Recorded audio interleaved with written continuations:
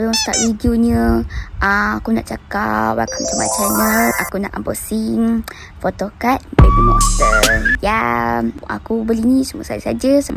Tengok je lah. Saja hiburan sahaja. Jangan buat serius. Semua hiburan sahaja. Rawr.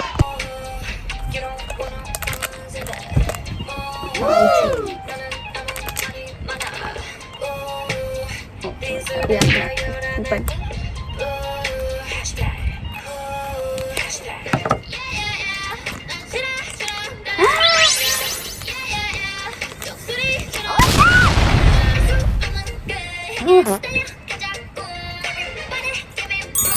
Oh, boleh tak? Wih, itu pasti. Wow.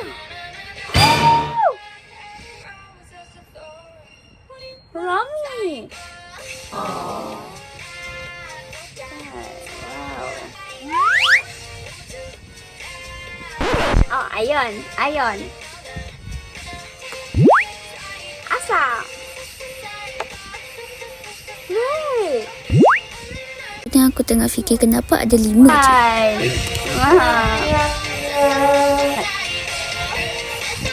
Bisa misuk.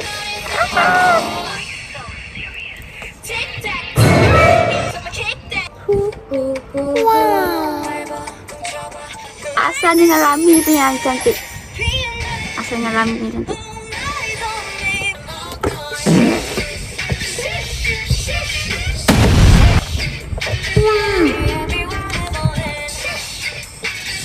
Tak cukup kita tak ada. Mak kita. Bisa sikit. Easy.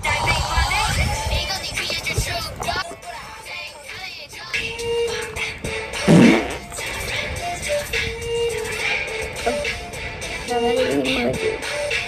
Mak kita tak dapat. It's okay. Okay, aku beli ni pun sebab nak main-main je. Kita nak main. Kalau dia ada murah aja aku beli.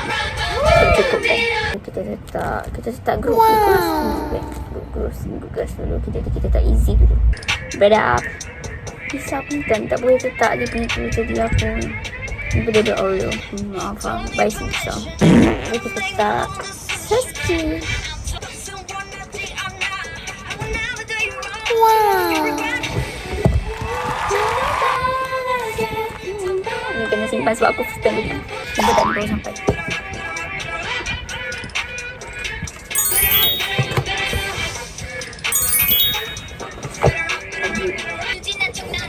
Bye bye.